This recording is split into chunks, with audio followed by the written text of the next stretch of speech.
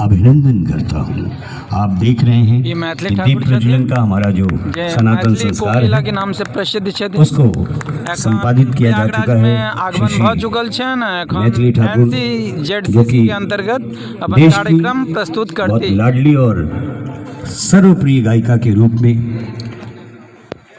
तेजी से उभरती हुई आज ये तीर्थराज प्रयाग के उत्तर मध्य क्षेत्र सांस्कृतिक केंद्र के प्रांगण को भी ये अवसर मिला है कि इस प्रतिभाशाली गायिका को हम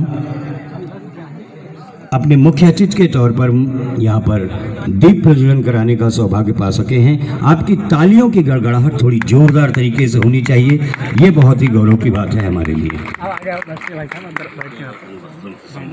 और मैं अपने यशस्वी के निदेशक महोदय से बहुत विनम्रता से आग्रह करूंगा कि पुष्प गुच्छ देकर और अंगवस्त्रम के माध्यम से